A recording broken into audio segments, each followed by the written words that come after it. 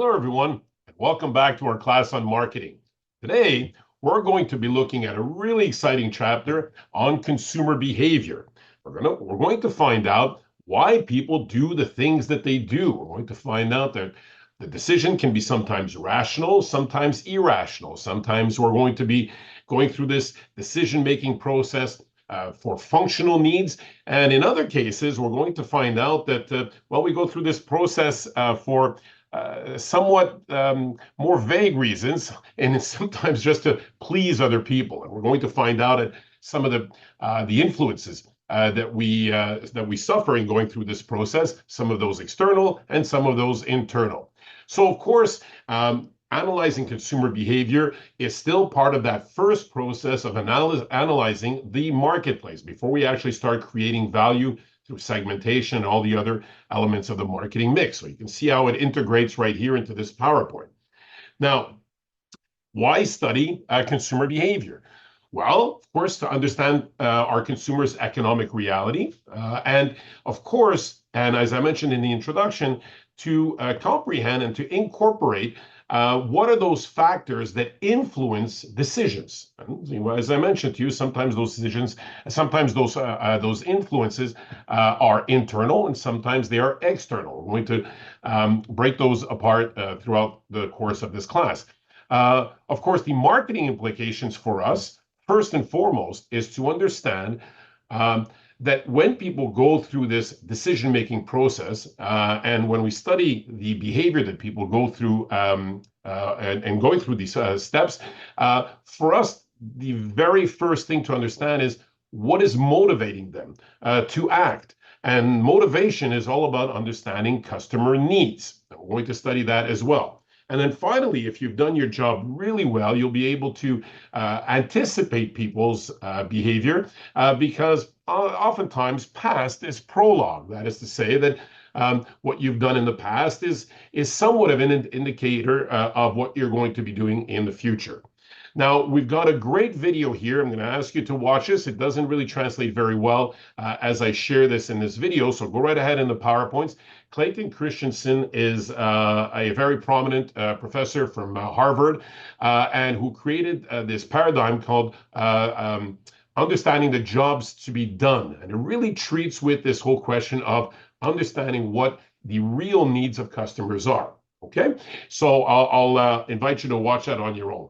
Now, when we talk about consumer behavior, and this is really what this entire chapter is all about, it's understanding how consumers go through the 5 steps of the decision-making process. From the very first step, the recognition of a need or somewhat of a problem that you're facing, and ultimately in evaluating how that experience was lived by that customer.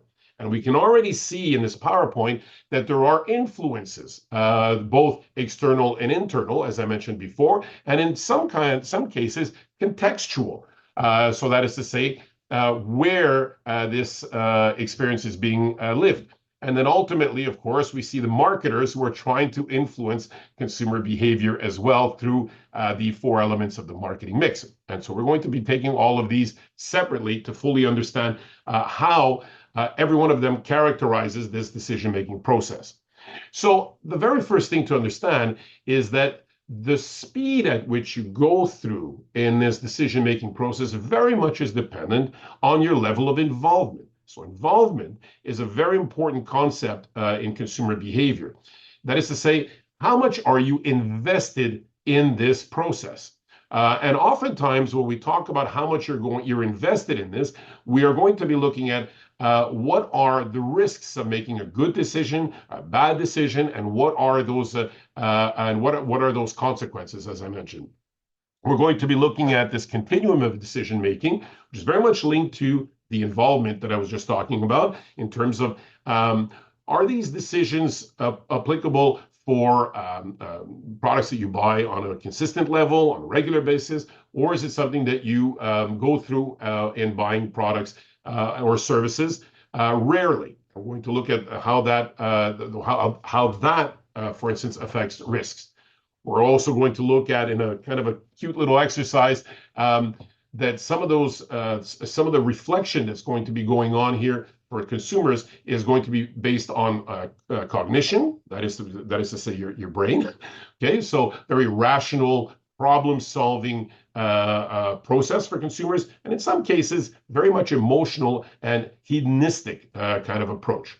So let's kind of jump into that and right away take a look at this continuum of purchasing decision-making behavior. So we break it into three basic sections: habitual decision-making on one end of the spectrum, extended decision-making on the other side of the spectrum, and in the middle we have what we call limited decision-making. So I think you can already guess just from the PowerPoint that you're seeing that habitual decision-making are for products and services that you buy on a fairly consistent basis. So these are products that you are aware of, you know the product attributes or the characteristics. You've oftentimes used these products. You don't think about them very much when you buy them. And the reason being that there is very little risk associated with it. Either they're not expensive or you are very familiar with them, so you're very comfortable with this purchase. On the other side of the spectrum is exactly the opposite. So while in the habitual decision-making, you are in a low involvement state, that is, you're not very invested. For instance, you won't be looking for a lot of information about this product or their competing products. You buy these products on a regular basis. That information search has already been done once, and you're very comfortable with it. Well, that in an extended decision-making, it's going to be the opposite. There are risks involved, and we're going to take a look at the different types of risks because they're not all financial. Okay, and we're going to see that that when you're in a higher involvement state, you're going to be looking through a lot more information search, and so marketers' response cannot be the same at one end of the spectrum that it can at the other, because you're not actually expecting the type of information, the level of information, the intensity of that information to be the same.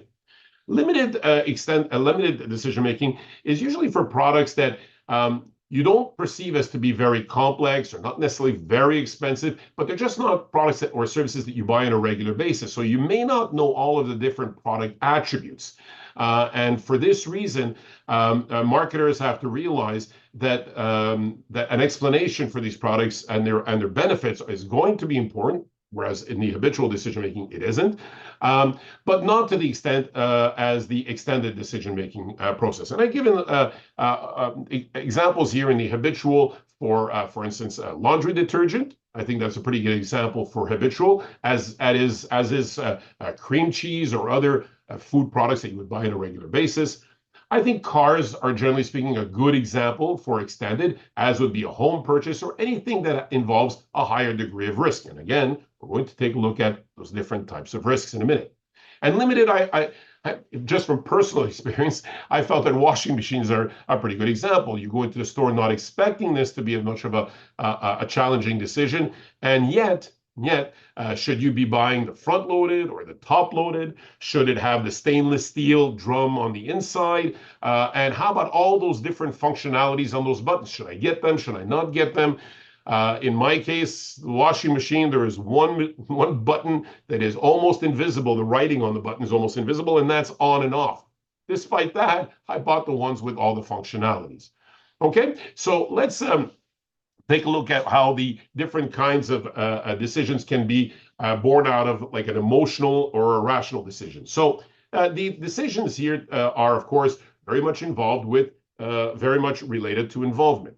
So we can have a very utilitarian or functional approach to purchasing a product. The example I'm giving here is a Wi-Fi router. Of course, you're going to be very concerned with to what extent the walls in your house or your home are going to interfere with that signal, the power of the signal, for instance, the confidentiality of the transmission of that information, all of which are very relatable, obviously functional, and very rational kind of decisions. One could argue that even for this, there is a part of it that is emotional. For instance, the design of it. Design has nothing to do with function. And oftentimes for products that are more designed for utilitarian or functional needs, there is a tension between that functional and that design element when we're actually creating these products, because we know that there's a little bit of that emotional component as well. For hedonistic or more emotional products, of course, the joy of it, the fun of it. We're doing it for the amusement sometimes to break the boredom in our lives. One such example is an Oreo cookie, which I know that you have, of course, in your country. So think about how you eat an Oreo cookie. Many of you have different ways of eating it. Some of you will, just sort of break open the cookie and put it in your mouth. Other ones will break open the cookie and eat the cream first and then toss the cookies in your mouth. Others will scrape the cookie with your teeth. Okay, it's just right. And then some of you will use milk. And what's interesting here is that the ritualistic aspect of eating an Oreo cookie is intrinsically linked, it's directly linked to that product brand's recognition. I mean, think about it. Oreo is by no means a vastly different cookie than any other cookie on the marketplace. So how is it that they've been able to carve out such an exclusive space and be really a very highly recognizable brand, despite being a fairly generic type of product? Well, it's this ritualistic aspect which they've been able to develop. And this is whereas it's very easy to copy this cookie, it is very difficult for competing brands to copy the ritual, the emotional, the fun of eating an Oreo cookie, which gives this cookie its element of differentiation. So I'm giving you this example for a cookie, but there are many brands that play on this very same aspect. Think about the Harley Davidson motorcycles that we've spoken about in the past and how that satisfies a very emotional component for consumers. Okay, obviously we're going to be talking a lot about that again throughout the semester. Okay, so of course some customers are by definition, more cognitive or more problem solving. Other ones make decisions on an instant based on instinct. Okay, very emotional kind of people. And of course, marketers of course have to adapt to this kind of marketplace. For instance, think about negotiation. For those customers who are very much in a rational, cognitive approach to purchasing a product, the concept of negotiation is a frustrating one. It's a frustrating one because, for instance, when you're buying a car, the car dealerships have much more information than you have. And that oftentimes causes a real frustration amongst the customers who have a very kind of a step-by-step approach to it. Whereas people who take decisions more on an emotional basis are very comfortable with this kind of negotiation because they feel that the strength of their negotiating abilities will be able to surpass the void of information that they have to live through when they're dealing with a car dealership. Okay, now, what does this mean for marketers? Well, when customers are in a low involvement state, this is not the time to give them a wealth of information because they are not really involved in this process. So oftentimes for low involvement purchases, we're going to use a lot of colors. We're going to use a lot of fun. We're going to use fewer words. We're going to wrap the product oftentimes in patriotism and the things that are centered on fun and pleasure, as I mentioned. Okay, and this is one good example that whereas McDonald's does. For customers who are in a higher state of involvement or strong involvement, because there are higher risks involved, we will often use comparative advertising. Why? Well, because when people are more highly involved, when there's a higher risk, they will start looking at products and taking a look at all the different characteristics of the competing products and use a very much of a logical, rational approach. What does that mean? It means that you have to give them this information in that fashion. So you can click through this little video here, which is a really good and kind of a fun example of comparative advertising between Mercedes and someone else, another company. I don't want to ruin the example for you, so go ahead and just watch that. So, very first stage of decision-making process is the recognition of a need. So keep in mind, again, this chapter is on consumer behavior, and our interest is to see how people go through what is their behavior as they go through this decision-making process. So, what is important to understand about this very first stage, which probably I would dare say, in my humble opinion, is probably the most important of all of the aspects of the decision-making process, is to recognize what is truly the customer need. Okay, so and to understand customer need, we have to understand that consumers, generally speaking, they as human beings, all of us as human beings, we usually have a certain way that we feel about life, about the friendships that we have, the products and services that we use. And we always feel that, our life could be a little bit better, So this is where I am, and this is where I could be. And the distance between the two is not that big. And so I put up with those things that, kind of leave me a little bit indifferent. And, I satisfy with myself with the life that I have.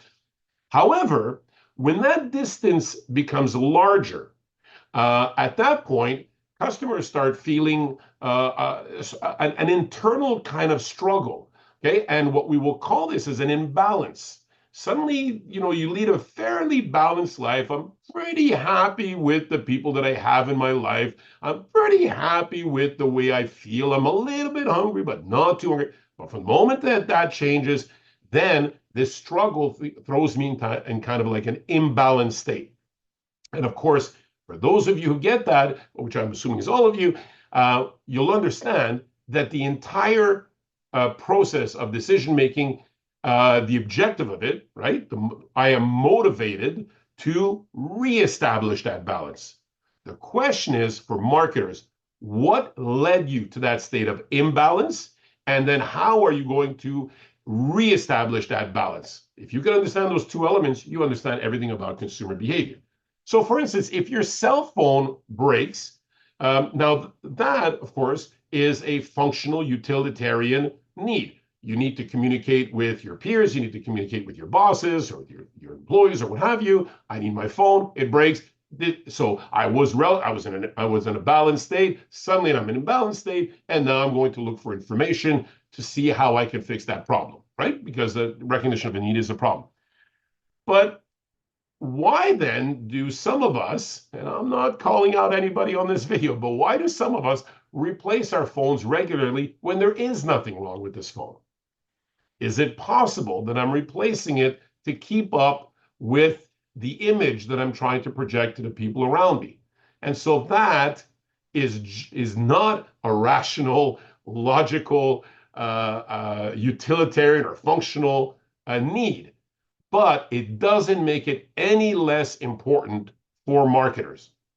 Question is, did you get that was the reason that people are in a state of imbalance? And then, of course, make sure that you are actually processing, helping them in this process of decision making to get the information to reestablish that balance in their life.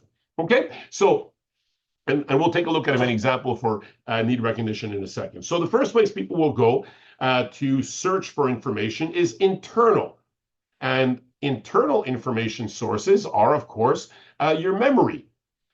External information sources can be commercial or non-commercial. So it can be advertising, right? It can be a website.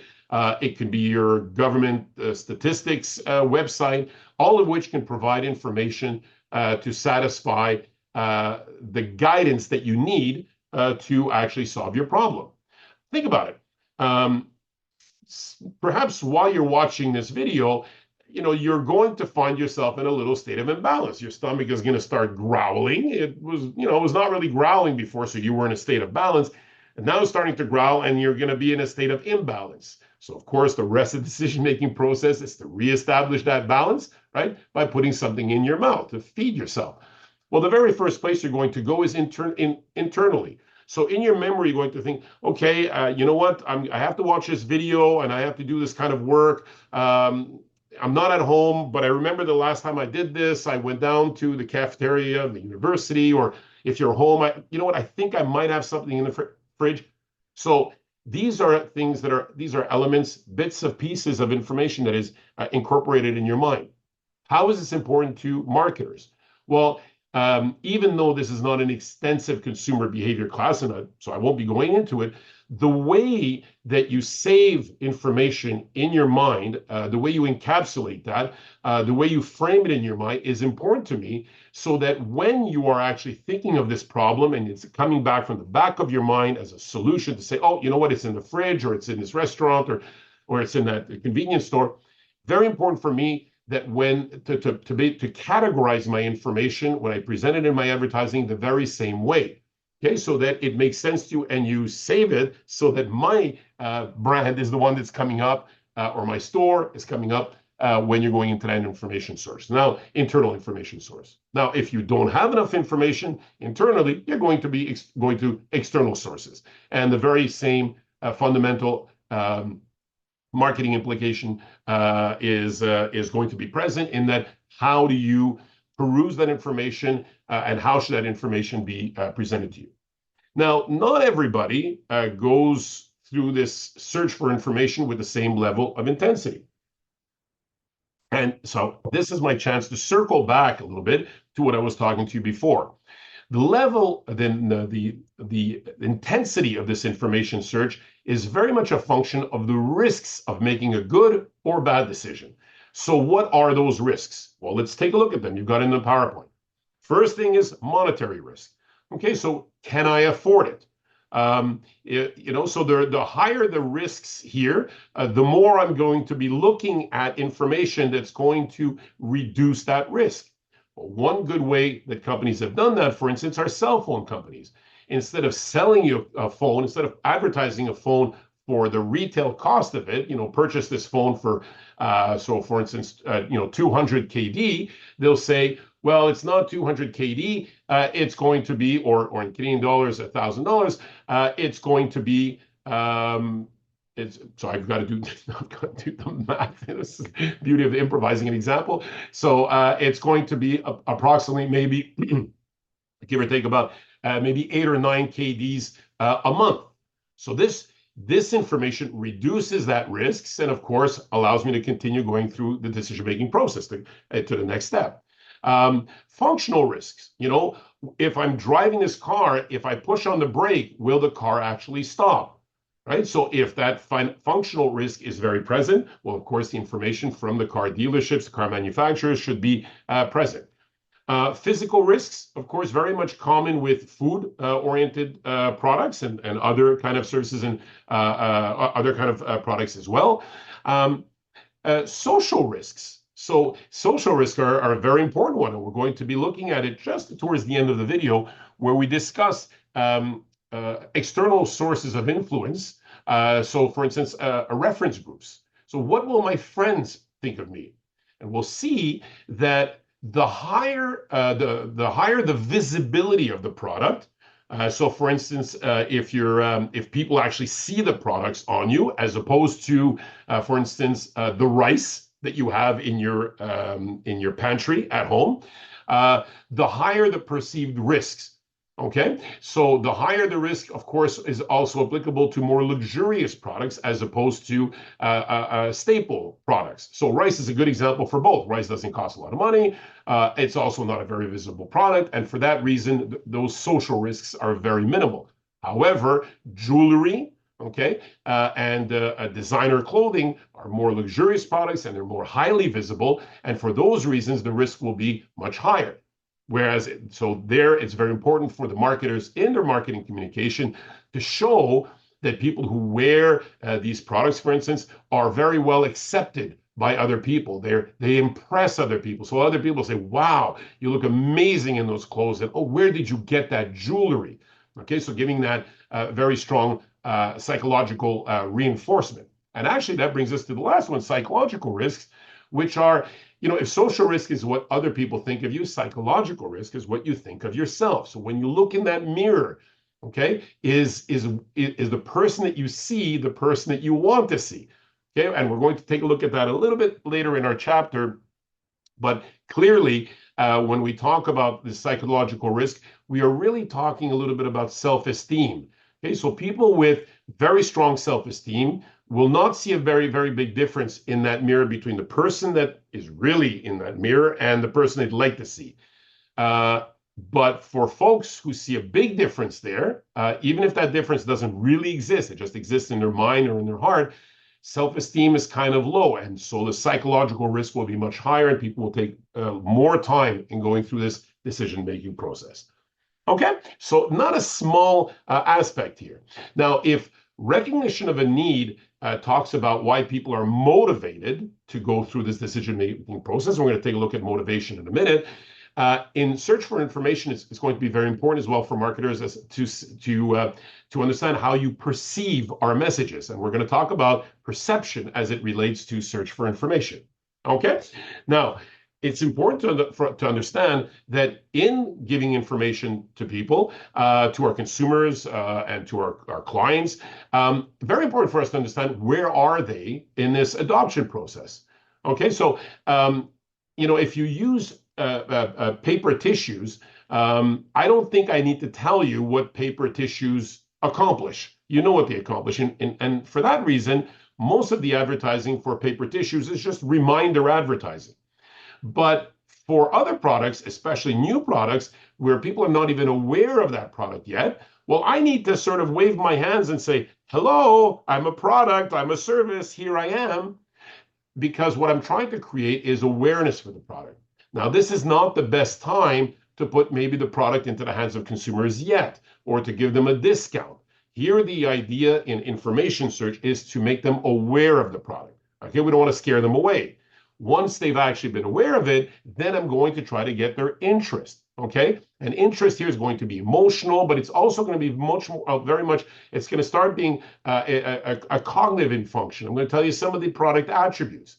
Now, if I can get you past that stage, I'll get to the evaluation stage. And that's a great place to go, because suddenly you are now comparing the products that you're using now with my new products, which is great because it's more likely that you'll be able to, that you'll want to try the product. And in this circumstance, I need to make sure that there is an opportunity for you to do that somewhere. And then finally, that adoption, okay, process. Okay, so what's important to understand here is that the type of information as a marketer that we provide our consumers is very much linked to where they are in this process. Okay, we can't jump these stages. All right. So now, when we get to the evaluation of alternatives, okay, at this point, people are they're comparing, right? Well, the very first thing that we want to know is, are we part of what we call the evoke set of consumers now? The evoke set is what we call the top of mind. Okay, so as I mentioned before, you start off with no awareness and you kind of move yourself up, as you can see here in the PowerPoint. If you thought to yourself, if you want to test this example, I'm going to challenge you right now. Very quickly, think about 3 cell phone company manufacturers. Very quickly. How many you come up with? How many? So for those of you who've come up with maybe 2 or 3 and had trouble getting to the 4th, right? You've proven kind of the point. The first 2 or 3 products are in what we call the evoke set, otherwise called top of mind. Okay, so this is kind of the promised land for manufacturers, because when you are actually going through information search and through the evaluation of alternatives, these are the brands that are going to come to mind first. Of course, that's amazing, because people will, generally speaking, go looking for those brands. And I have a set of speakers here, a set of headphones, Beats headphones. I dare say that is probably within the evoke set in many places. Now, why is that important? Well, it's important certainly for the brand that's in that category, but it's also important for brands that are not in that category. Why? Well, because you're going to want to find out what are the dominant features of the brands that are in that evoke set, and you're going to find out, why are they there? So design or influencers, or what is it that brought them up there? And you're going to want to, in some cases, emulate that. To try to get yourself in that evoke set. And if you can't, then you're going to try to have to compensate for it, which is the reason why you have brands that are not in top of mind, but still sell very well, maybe because they're still compensated with pricing, for instance. Okay, so we'll give ourselves a couple of examples as well in class for this. Okay, so now the question is, when we go through this decision-making process, for now, until now, I've kind of presented it to you as if you were alone in this process. But the reality is you're not alone. There are other people who tend to influence this decision. And in another class, we're going to look a little bit at B2B marketing, excuse me. But we also, we recognize a little bit of it here. So in most cases, right, in most cases, if I take the example that I provided just a few minutes ago, if you're getting a little bit hungry, well, you're the one that realized that you were hungry, right? You're the one that initiated that process of information search. You're the one that decided to evaluate what kind of products you should put in your mouth. You use the product, right? And then you determine whether you were happy with the product or not. So you wear all the hats. But for a whole host of other products, there are other people involved in this, including family members and sometimes colleagues and friends. And so for marketers, it's very important to understand who are the sources of influence on this beyond the person who ultimately might be using the product. And the context, finally, in which you use this product is important also. So I'm going to understand that people sometimes behave differently when they are in a certain place. So think about, for instance, when people go to Las Vegas. There's a reason why they have no windows there. Okay, you don't see the passage of time. You allow yourself to take on a behavior that you wouldn't normally take on. Of course, this is the intent here is, of course, to increase people's spending in those casinos. But that same thing happens in many other stores where the environment brings people to do other things. Think about malls where people are shopping with a bunch of friends. You buy more things than you normally would. Okay, so the context, the physical environment, and think about the design that some stores go to, the elements of design to get you kind of like in a casino, kind of lost in that store. Okay, and to make you feel a little bit differently and more important and welcomed, and then of course hopefully bring about the behavior that the marketers kind of hope for.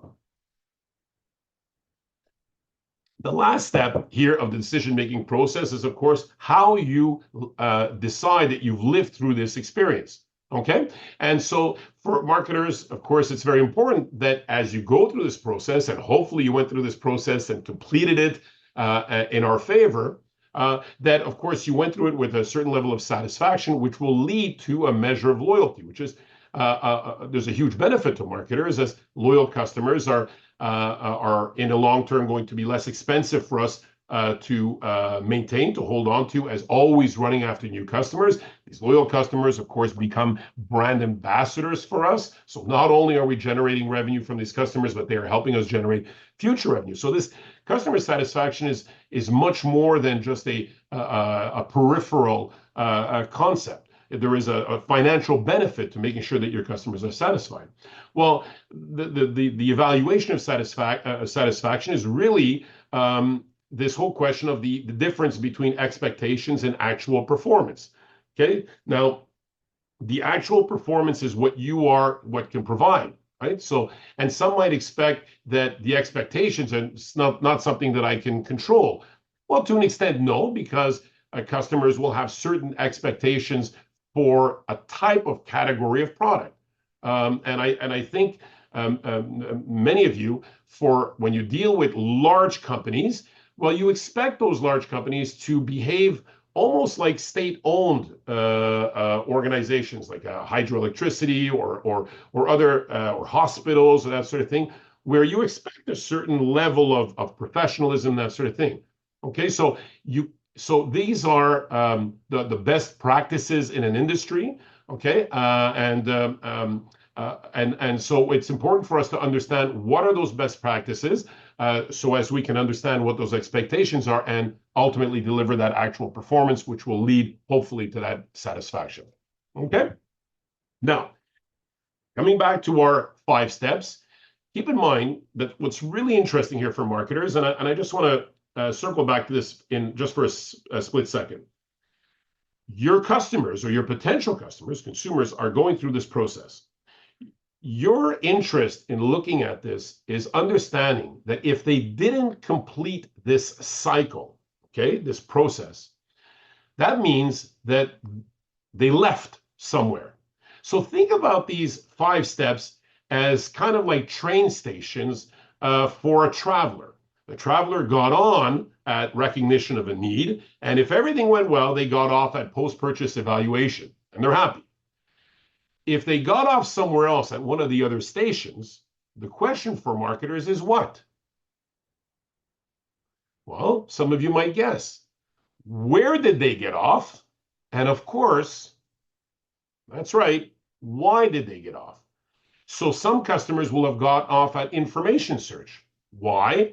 Because you didn't understand their level of involvement. And instead of giving them information to feed their brain, because they're very much in a rational problem-solving mode, well, you gave them an ad with a lot of nice colors, splashy kind of logos, little bouncy animals that behave like human beings, and they just didn't deal with what people were looking for. Okay, or you didn't present that information, you didn't give them enough information. Okay, so that's maybe reason, and of course that tells you that that's where the problem is for you as a marketer, and that's what you have to fix. Okay, maybe they got off at evaluation of alternatives because while they were looking at certain features of a product, okay, because like a BMW has 101 features, but really there's only about 3 or 4 that are dominant. Well, you as a manufacturer weren't actually talking about those 3 or 4 dominant. You went off in another direction. So they got off. Okay, well, this is a problem. You just lost that customer. But there's hope for you yet, because now you can come back there and say, okay, wait a minute. They got off over there because I wasn't talking about those attributes. So let's change our marketing communication. Okay. And of course, what was that environment in the store? Okay. Did I chase away these customers? And then finally, were those expectations, that is to say, what was the performance of my brand to the level of expectations of customers? If not, well, that's something that I can hopefully fix as well. Okay, so just a little quick review of the marketing implications of understanding how customers go through this process. So when we look at now some of the influences, okay, well, there are internal influences. Okay, and there's and those are the ones we're going to look at here. And they're interesting. So how are people motivated? How do they perceive a message? How do they encompass information? So how do they get knowledge? How do they learn, basically? How do emotions deal with this? And how do people form attitudes? Now, for the purposes of this course, I'm going to be giving a little bit more information that you normally need, but really this is just so that you understand these components. But of course, we would normally go into this level of detail in a proper consumer behavior specialization class. But I felt that it was interesting. It was important for me to give these examples to fully understand.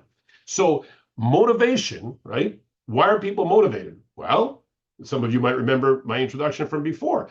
They are in a state of imbalance. They are motivated to, you got it, reestablish the balance, right? And so they're going to use the decision-making process to reestablish that balance. But the question for us as marketers is, what created that imbalance? Okay, to fully understand motivation, you have to understand needs. So Maslow, as we've already seen, has come up with a paradigm, okay, a pyramid paradigm. I don't think I've ever actually used that expression, okay? So this framework to understand customer needs or human needs, where there's a kind of like a hierarchy that people satisfy lower level needs before going up. And many of you know this model: physiological needs, or physical needs, need for security, a need to belong, okay, belong to other groups, and for people to recognize you, need for esteem, and then finally need for self-realization. So something that is more like spiritual, in fact. But it's interesting to take this and turn this into a consumer behavior example, and to understand that a product can satisfy a number of different needs. The question is, which one is the one that the customer is trying to satisfy? So, and then, because if you don't understand what has caused the imbalance, then you can never hope to help that customer reestablish that balance. Okay, sort of like a doctor. If you have not been able to diagnose the situation properly, which is what we do at this very first step, then you will not be able to offer, of course, a proper solution to guide that, for instance, that patient, okay, to give them the right medication to solve that problem. So first question is, what is the diagnosis? So let's diagnose this situation by using a simple example of a tomato. And let's say that we have Renee's Gardens here. In Renee's Garden, she sells tomato seeds in little packs. And people buy these tomato seeds all the time. Now, she's been having some problems with her sales. Sales are a little bit down. So she hired you and with the purpose of course, increasing those sales. And of course, so as a marketer, you've kind of taken a look at this and you think that, you know what? I think our objective here should be to be focusing really on the right need. I'm not sure whether in her previous advertising, she was really focused on the right need. And then from that, develop a strategy and tactics. Okay, so what could be a need? Well, if we take Maslow's example, we can see that the physiological need is that you're hungry. Okay, so perhaps the ad could go something like, well, the next time you're hungry, come over to the garden center, buy Renee's seeds, go back home, dig a hole, stick the seeds in, cover it up, water it for 3 weeks, and then eventually a tomato will come out and you can eat that tomato. So, of course, it will satisfy that need. The only problem is there are other places and other ways so you can satisfy that need, just going to the market and getting that tomato. So maybe not such a great example, right? So let's go up a little level, a need for security. So the need for security, what's important to understand here in Maslow's hierarchy is, well, why would you feel, why would you need a sense of security if you felt secure, right? Well, you need a sense of security because you are feeling insecure towards a product, service, an environment, right? So the question is, what is making you insecure about a tomato? Why is a tomato scary? And although this might seem a little bit light and funny, the reality is that many people feel that the food products that are marketed by large conglomerates, that there's perhaps sometimes a lack of transparency, and some of those products they just look a little bit too good to be true. So, for instance, if you buy at the market a perfectly round tomato, I think you should know that that's about as normal as a perfectly square tomato. It's not normal. Okay, so Mother Nature doesn't make geometric, perfectly geometric food products. Okay, so sometimes people will say, you know what, I'm worried about herbicides or pesticides, chemical products that were put onto these products. I'm not sure about genetically modified products. And for all of these reasons, I don't have the sense of control that I need, which is what that need for security is all about, a need for control over my life. And so maybe the ad can go something like, well, I'm bringing a plate of tomatoes to my family, and I know what I serve to them because I'm the one that grew those tomatoes thanks to Renee's garden. Suddenly, that seems to be touching a nerve. And perhaps maybe that's a nice way of that is to say, to focus on that need.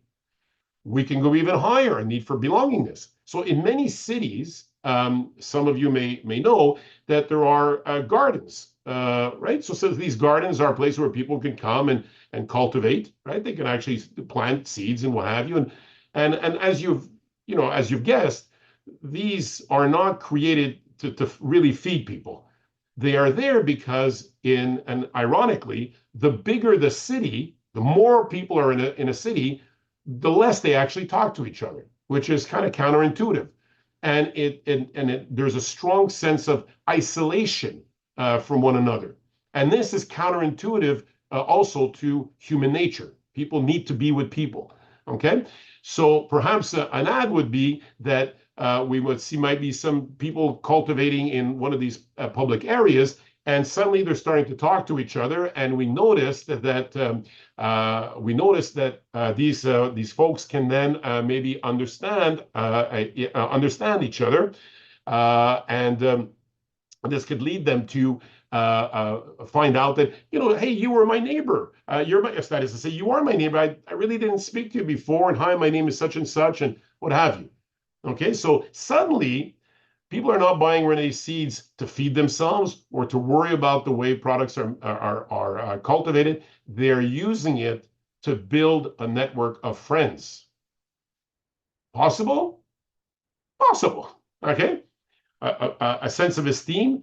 In many places, people will show off the tomatoes. Oh, you saw this tomato? Oh, yes, that's me. Thank you. No, I know the tomato's amazing.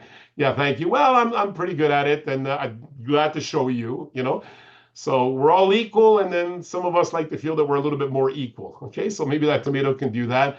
And if any of you have actually cultivated food, if any of you have actually dug a hole and had something grow out of it, the very first time something came out of the ground, it's almost a spiritual awakening. Okay, it's something that is, truly something that is special. Okay, and that maybe satisfy that self-actualization need. Okay, so again, very important to understand in this very first step, what is the need? If you target the wrong need, you will give the wrong information, and people will get off at one of those stations, and they will not consider buying your product. Okay. Second stage, where people are going for information search, and when they evaluate products as well, they go through the stage of perception. So, how do you understand the stimuli? How do you understand the message? Okay. So some of you, no, sorry, not some of you, all of you, okay, anybody that's watching this video right now has been exposed to the sound of my voice. Anybody who hasn't watched it has not been exposed. So, of course, you cannot perceive this message at all. Okay, but from the moment you've been exposed, the question is, have you paid attention to it? Well, hopefully you have, okay? Because all of this is going to be at the exam. No, I'm just kidding. It's not going to be. But did you notice how suddenly when I mentioned the exam, maybe some of you are saying, wait a minute, what did he say? What was the last thing he said? Okay, so we're going to see that people will pay attention to a stimuli if there's an interest for them, if there's a preference for them. Okay, if it touches something that is something that that could guide them to make better decisions. And then ultimately, did you interpret it properly? And we've let's face it, we've all had people in our lives, professors included, where the professor was speaking, so you were exposed to that, and you did pay attention to it, but you didn't understand a word that they said. Okay, you didn't interpret that message properly. Okay, so we're going to take a look at quickly these three stages and sometimes what blocks that information. Okay, so the very first thing is what those blockages to exposure, for instance, is the individual threshold. The individual threshold is, did you actually see it, hear it, taste it, feel it, or touch it? I knew there was a fifth one. Okay. So for instance, if I was to, I'm going to stop doing that because you're going to think it's the Zoom thing. You notice that I was under your threshold. You couldn't hear me. Well, the same example applies to billboard advertising. If the letters are too small, you are not, you just can't see it, right? If think about a dog whistle which will send which a dog will hear, but will be below a human's threshold to detect. Okay, and then why is it that you sometimes select some information to be perceived in some and you reject other ones? So let's take a look at marketing implications of that. So here's two examples of how I can cross that threshold to make sure that you can actually see me. Creative, original, large, contrasting, color-bound, so advertising that is intriguing to notice. So now you've noticed it, but did you actually pay attention to it, and did you actually interpret it? That we'll see in a second. Sometimes you'll select certain information to be exposed to, sometimes not. Content marketing this is where content marketing is extremely important.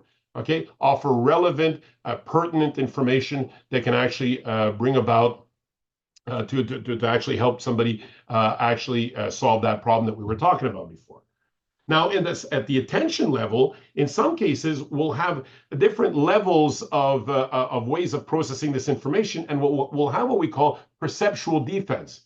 So perceptual defense is I'm being exposed to a message, but I'm not actually accepting all of it. Okay. So selective attention, we're going to screen out a lot of information that we have. Why? Well, because we are exposed on a daily basis to about 5,000 different stimuli, things that you hear, things that you smell, things that you touch, okay, things that you see, and that and so on. Okay, and it's just too much. It's just too much, which is the reason why, as many of you go to work tomorrow, you're going to be exposed to a large number of billboards, and you're not actually going to see any of them, even though you're passing right in front of them. Selective distortion is where you are exposed to it, but you're actually distorting that information a little bit. Okay, distortion is very common when the information that you are being provided is kind of contrary to what you believe. Okay, so you're going to distort that, and we're going to take a look at that in a few minutes as well. Okay, so we're only going to accept information that is congruent with what we already believe. Okay, so for instance, how many times have you asked somebody, listen, can you tell me, how do I look, in this shirt? Do I look okay? Is this presentable? And then the person says, well, yeah, not really. I think maybe, and you're like, oh, come on, how could you not love me in this shirt, right? So the information is contrary to what you believe. What you're really looking for is somebody to confirm what you already believe, which is another wonderful human trait. Okay, and selective retention is that, of course, you can't remember absolutely everything. Okay, so selective retention and being in people's top of mind, as we were talking before, goes, of course, hand in hand, because you can't, there's just no way that you can absolutely remember every stimuli that you come in contact with. So one way to counter this kind of perceptual defense, whether it's because there's too much information, or because you have no interest, or because it's just in contrast to what you already believe, is to use humor. Humor is a great one because it kind of flies under the radar and it gets through. People will let it through. So this is an advertising in London, in the tube, okay, and the public transport, and it is for a funeral home. Come a little closer. Okay, so while they're looking for customers. So yeah. Okay, here is another ad. And this is the reason for this ad to usually get filtered out is because you really, you don't look for this product very often. It's not something that is on your top of mind, and so you don't even notice it when they're talking about it. Okay, to be able to cut through that, humor is to be used here. So I'm not going to share this with you, so you can just click through the PowerPoint and you're going to see it, because it doesn't translate very well, as I mentioned on the PowerPoint. But it's a humorous one. It's a funny one. The last step is interpretation. Okay, it's the act of assigning meaning to a sensory stimuli, as I mentioned here, and you'll understand what I'm talking about. If you've ever had somebody tell you a joke, you were exposed to it, you paid attention to it. I don't get it. I don't get the punchline.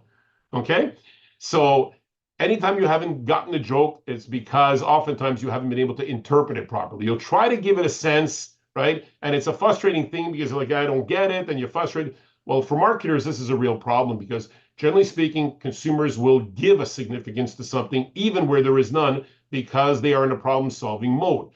And this is where they can distort your message. And this is not their fault, this is your fault, because you didn't understand how they interpret the stimuli.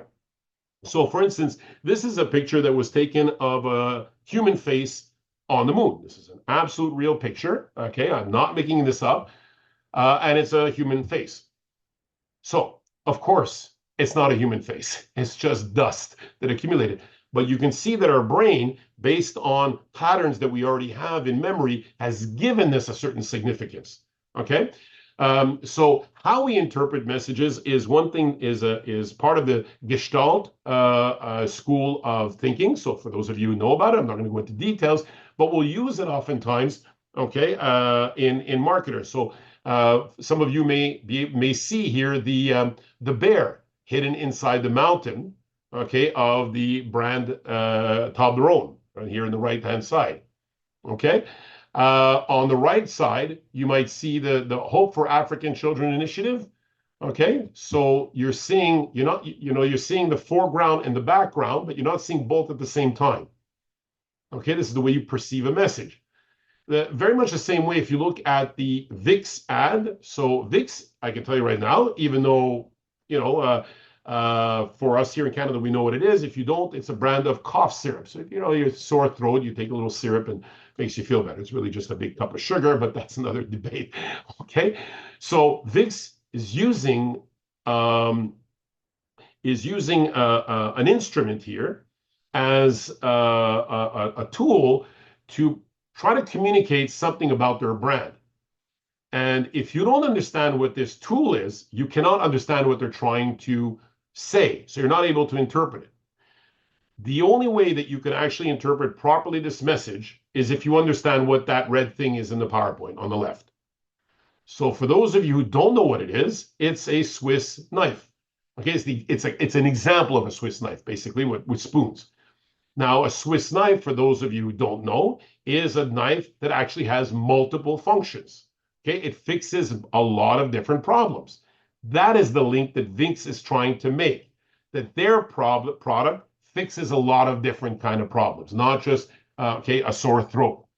But if you don't understand what that product is, the Swiss knife, you cannot understand, you cannot interpret this properly. And this is where marketing communication can go very wrong. It's interesting because people are in a problem solving, they're trying to solve this. Oh, I wonder what that is. And of course, all this happens in a microsecond. And if you've done your job great, people say, wow, that's really original. And if you haven't done your job great, then they're going to give it a significance that is totally different. Okay? And perhaps some of you already have. If you want to understand this concept a little bit further, watch this video here in the PowerPoints with American Express that plays on this very same aspect. It's a really interesting one. Okay. In terms of knowledge, when we go back in our memory to try to understand the realities, and of course, for this gives us an idea of if the information is consequent, is congruent with what we believe. We have two concepts that are really interesting: inferences and categorization. So inferences are very simply things that are reading between the lines, okay? Understanding things that are not said, but that's what we mean it, okay? An inference is where I give you a part of the puzzle, but I give you all of the pieces of the puzzle except one, and I hope that you will complete it the way that I've set it up. So take a look at these different types of inferences that we use in advertising, in marketing communication, that is. The missing element of comparative advertising. Burger King gives you more bang for your buck. Okay, so it gives you more for your KD, for instance. More of what? They don't say. They're hoping that each segment of the market will fill that blank in the right way so that it satisfies their needs. Okay? The affirmation of consequence. Young-looking women use oil of Olay. So the inference that I'm hoping people will make is that if you want to look young, you will use oil of Olay. But that's not actually what this says. It says young-looking women use oil of Olay, which begs the question, why in the world would young-looking women use oil of Olay, right? But people they don't go through that. They inferences. So they'll inference that from this sentence, just reading it very quickly, that oil of Olay will give me a more youthful look, even though that is absolutely not what I'm saying here. And then fragmented information. I'll give you like bits and pieces of information. I hope that you only, you kind of put that in the right frame. So the Toyota Camry offers you more interior space than the Honda Accord, more power than the Mazda 6, and more standard options than the Nissan Altima. It must be the most amazing car on the planet. But we never said that the Camry offers more standard options than the Mazda 6. Okay, we didn't say that it offered more power than the Nissan Altima, right? So I'm only giving you pieces, but the way many people will infer this message is that it is an amazing car and everything is just wonderful about it. Isn't that cool? Okay, and scary all at once. Okay, here's a couple of different, very common inferences. Because the product is made in Germany, it must be better. Now, this is not real in every country. Okay, it is, for instance, here in Canada. Many Canadians feel that if it's made in Germany, it's better. In fact, many people feel that if the product is made in Canada, it is better. Okay, so and then if it's made in other countries, in developing countries, we feel that maybe it's not as good. Well, neither one of them makes any sense at all. You would have had to buy every product in Germany and really experience those products to fully be able to say that. This is an inference that we make, and it's called country of origin effect. But from the moment that people make these inferences, you will have this on your packaging, made in Kuwait, because people think, wow, if it's in Kuwait, it must be amazing. It becomes, through inference, a product attribute. I'm looking for something that is easy to use, that is relatively affordable, and is made in Kuwait, right? Those are the three basic characteristics that I'm looking for. Okay. Anybody ever think that because it's more expensive, it must be better? Of course, that makes no sense at all. Okay. That it may be true for many cases, but it is not universal. And yet, marketers, when they decide their pricing strategy, will be very sensitive to selling products too low because people will infer the opposite. If it's so cheap, it can't be possibly good. Okay. And of course, many people feel that, the best deals that you'll ever get are in large surface stores, big box retailers.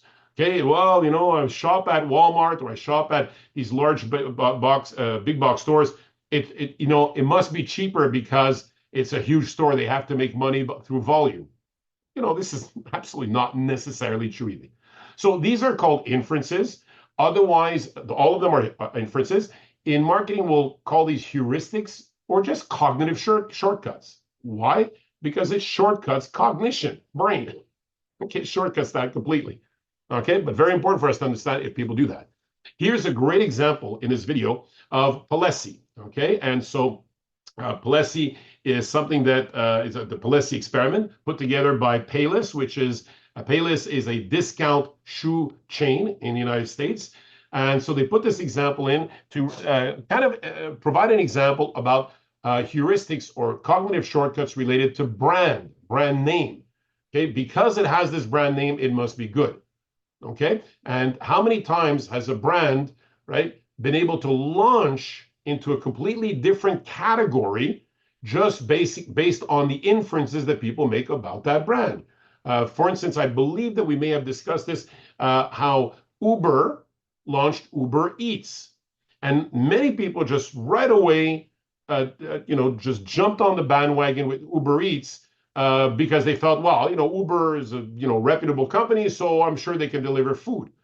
If it had been any other new launch of a, food delivery company, we might have actually thought about it. Just wait a minute, I don't know this company, or they've never done this. Well, that was true about Uber Eats, but it didn't stop us from right away going to it because of the inference that we make based on brand. Anyway, this is an example in retail, really cool. So go look at it in the PowerPoints. Okay. Categorization is another really interesting one. Okay. So people categorize things in certain ways, and it gives them a sense in their life. Okay, so I might categorize people who dress in suits as businessmen and businesswomen. Okay, the appropriate business attire for men and women, that's a business person. Okay, and so I categorize people in this fashion. Well, I do the same thing when I'm shopping. Okay, so the reason why people categorize, they'll use this categorization to push their brands. So Beyond Burger is a plant-based food product that they make look like a hamburger so that people will categorize it in that category and replace their hamburger by this plant-based product. Okay, they make it look like it.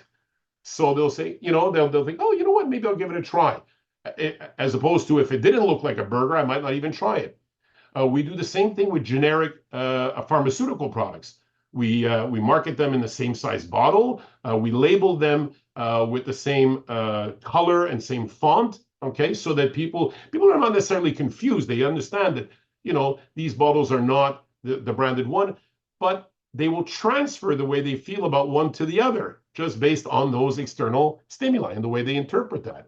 Okay, and just the last example, think about when you go to the supermarket, where is the milk? Where are the fruit and vegetables?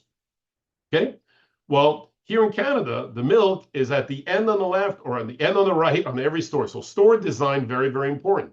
And when it's not in its proper state, proper place, where it's not categorized properly, people become frustrated. Think about when you go shopping at a new supermarket and things are not where they're supposed to be.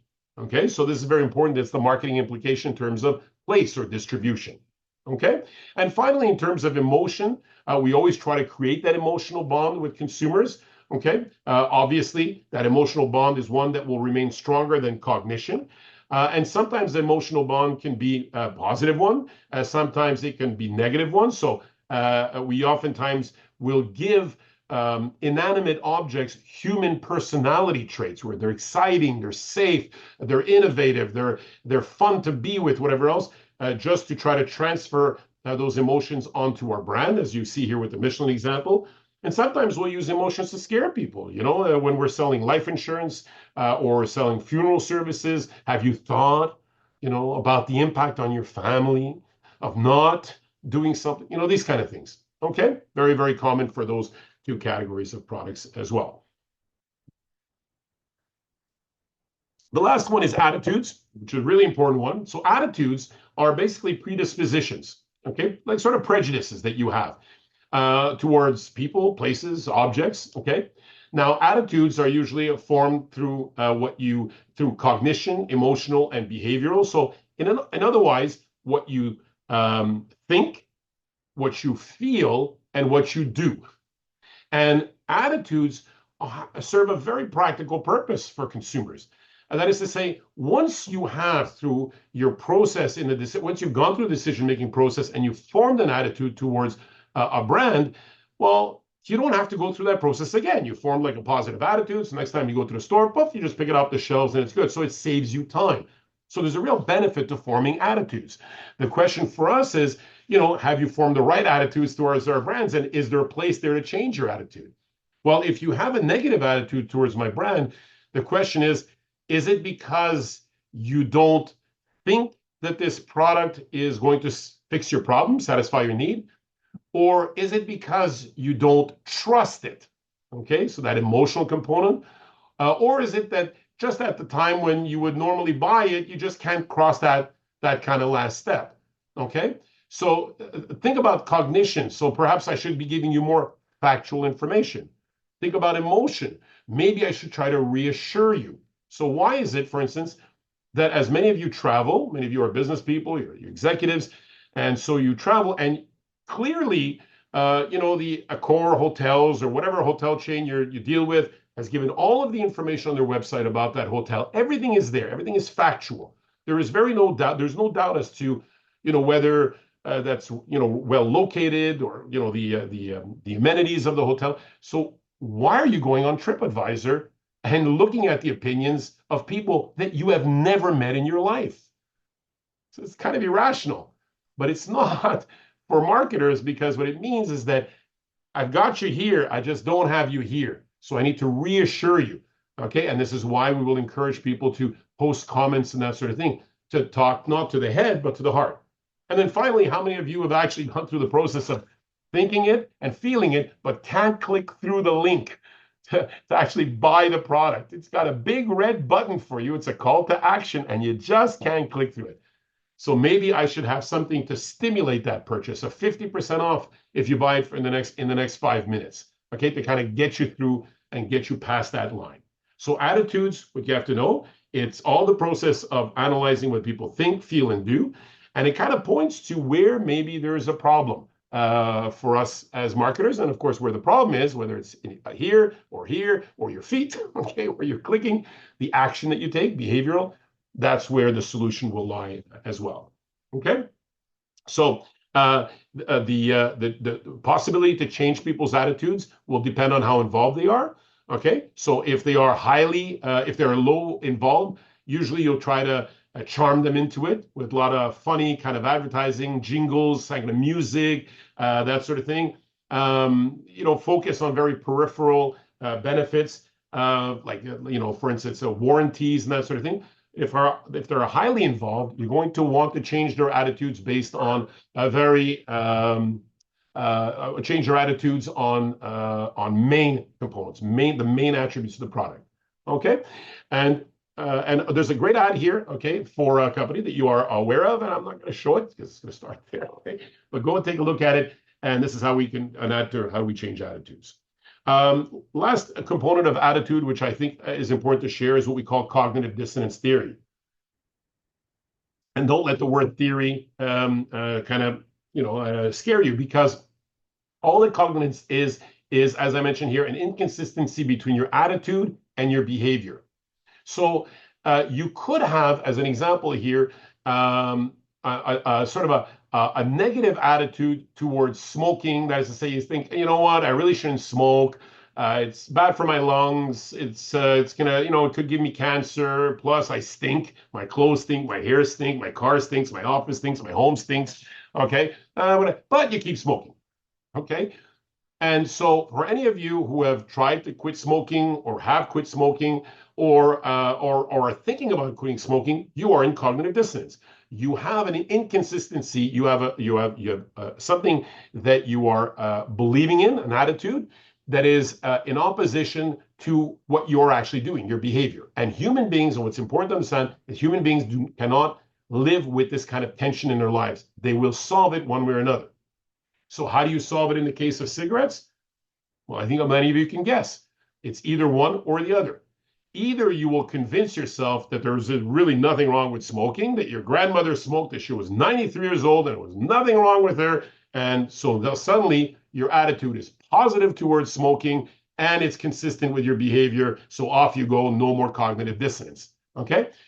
But it's also possible that your attitude will remain negative towards smoking, and you will then change your behavior, and suddenly there is no more cognitive dissonance, and you will go on with your life. Okay, maybe for longer. So how does this apply to marketer? Well, this is oftentimes related to what we call buyer's remorse. So how many times have you bought a product, okay, that you've researched, what have you, especially one that's maybe a little bit more expensive, and looked at how much the business was selling that very same product a week or a month after you bought it? Which, of course, makes no sense. Why would you look at the price of something after you bought it? It's because you have an inconsistency between your attitude and your behavior. You bought the product. Could I have gotten a better deal? Okay, so this cognitive dissonance is felt many times by consumers the minute they leave the store with the product. It's very slight, but it can grow. Your job is to make sure that that does not grow, so that they don't bring the product back and they don't feel a level of dissatisfaction. For marketers who don't understand this, they are really not working on that last element of customer satisfaction. You did everything right through the entire process, but understand that even if you did it right, the human nature will always be, you know what, maybe I could have been a little bit happier. You need to reassure people that their decision was the right one. Okay, so to reduce this cognitive dissonance and reduce that sense of buyer's remorse. Okay, so coming back to this model of consumer behavior, a couple of different elements, psychographic variables, identity and self-concept, right? So again, this is this whole question that I was talking to you about, the way you perceive yourself, the way you perceive yourself in a social circle. Okay, the image that you have of yourself.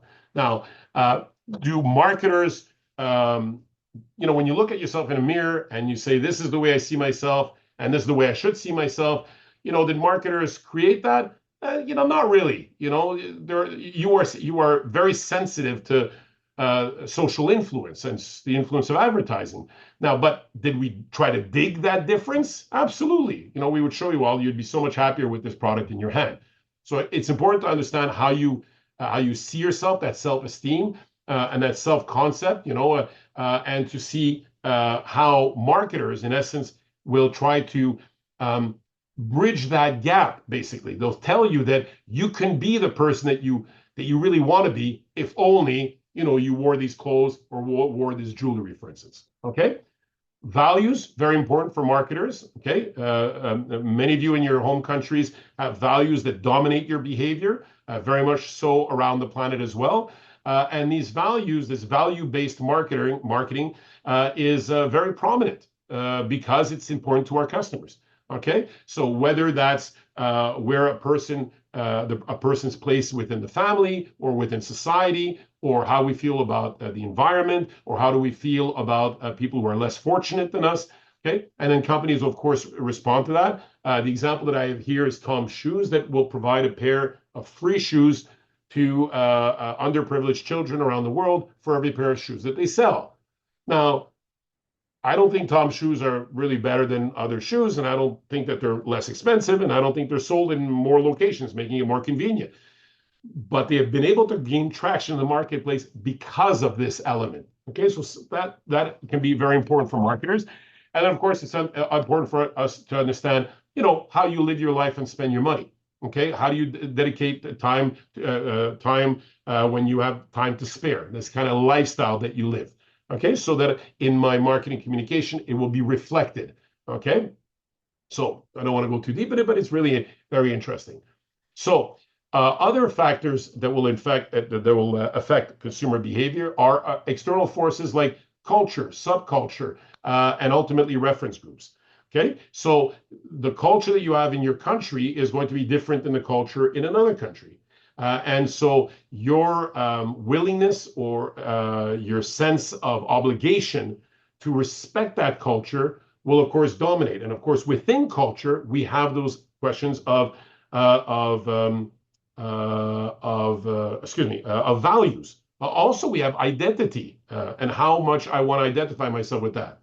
Within your country, you also have subcultures. So people who have behaviors amongst themselves that is congruent with a certain belief system. So this is why we have in many countries when we have a very kind of like orthodox way of looking at things, kind of a very normative way. You have sometimes a younger groups of people who are in opposition to the beliefs of the major part of the population. Okay. So this is, from a societal standpoint, but in consumer behavior, we also have consumers that will behave differently than is normally accepted within that culture. So it's important for us to understand those subcultures, as they may be interesting segments to target for marketers. And then finally, reference groups are people that you basically, reference groups are groups that you refer to for the right behavior. Okay. And so we have different kinds of influences, some of them fairly weak. We'll call them informational influences, where you'll go to somebody because they have some information that you don't. So if you need to repair your car, you'll go to the garage and you'll ask them, and they'll tell you, well, you should use this kind of oil in your car. And you'll think, well, okay, they know about oil, so whatever. Or you'll come to your professor and say, you know what, I don't understand this element of the consumer behavior chapter. And you'll come to me, and my power over you is limited to this information that I have that you don't. But if I tell you how to live your life, that's not going to work. Okay, you're not going to listen to me. That influence does not extend to that. That power that I have over you does not extend to that. Okay, as opposed to comparative or even normative, where you really will bend to the will of people around you, especially in normative influence, because of the fear of punishment. And that punishment is exclusion from the reference group that you want to belong to, which is usually the worst kind of punishment. Okay, so you want to be included, you don't want to be excluded, and that power that you give to people can be very, very strong. Okay, and especially like and very interestingly for marketers, in very informal groups. So if you were just to complete that circle, if you were, for instance, in the military, and your superior told you, well, walk left, right, left, right, left, right, and wear this uniform and get your haircut like that. You've given that power over to that superior in a very formal environment. So we understand why that power exists. But why have you given that power over when there is no such formal organization, just a group of friends? What does it say about you that you've given power over to people when there is really no obligation to follow their lead? Okay, so marketers are very, very interesting in terms of this kind of external influence as well. Okay, And so, sort of closing down our chapter here, of course, other kind of contextual or situational influences, which I kind of touched on a little bit before. The mood in which you're in. Okay, think about moods that you're in when you're shopping. Okay, and the happier you are, the more likely it is that you're going to, allow yourself to have behaviors that maybe is a little bit eccentric to usual. The time that you have available is going to affect how you go through this consumer behavior process. Very important in the evaluation of alternatives and especially the purchase decision. So we're trying to make stores more accessible, easier to get in and out of through automated checkouts and even using AI in some cases. Again, that time availability is more and more important these years. And of course, the smell, the decor, and all of that kind of environment that created. And I think clearly examples like the casinos in Las Vegas, where they will actually diffuse aromas, right, in those casinos, that especially as you come in, which have the same kind of smell as the oil that some of you will put on your bodies to actually go sun tanning. Right? So you'll go in there in those casinos, and that's the smell that you're getting, and it will plunge you in this kind of libertarian kind of, I can allow myself, some behaviors here that I wouldn't. I'm just so comfortable. I feel like I'm on vacation, because a sense of smell is one that triggers memory better than any other stimuli out there. Okay, and finally, just to take a look at some of these key takeaways. Let's take a look at these micro moments in this purchasing. So I want to know, I want to go, I want to do, I want to buy. So I want to know, okay, this is cognitive, right? So here's an example of what a teenager is looking for, and here is the answer that a brand could actually provide. This is the marketing implication of people that want to know something. I want to go somewhere, right? So this is the action that some people want to do. So this is behavioral, right? So Google Maps, reviews, and up-to-date hours, and all these things will help those people find those places. People want to do well. YouTube is a great place for it, right? The do-it-yourself, and we will, so oftentimes manufacturer will create these helpful little videos and webcasts and podcasts to accompany people within this process. And finally, I want to buy. Well, make it easier with e-commerce. Don't have people jump through a lot of hoops to get to that process. You don't want to slow down that process and put obstacle. And so what's really important in here is that as people travel through this, what we call the customer journey, which is the decision-making process, these moments reflect, as I mentioned here, clear intention. So at the information search, your customers are telling you, feed me information. They're telling you what they want, which is a great moment for you to influence that decision, because that is what they are asking you to do. And they'll make their own decisions, based on some of those internal factors, for instance, and of course, some of the reference groups. But they are great moments because they tell you exactly that that is the moment that where I am and what I need. What an amazing opportunity for us. Okay, and of course, to be relevant, fast, and present.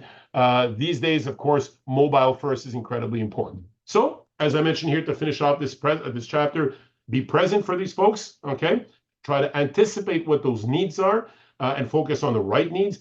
Be useful by giving the appropriate information in the appropriate form so people perceive it properly, and ultimately allow them to take on these behaviors in a fast and efficient and way by providing a pertinent and easy to use, a very user-friendly environment online and offline, of course, in those circumstances. Okay, so thank you so very much, everybody, for listening to this video and this chapter on consumer behavior, and I look forward to speaking to you again about marketing. Take care.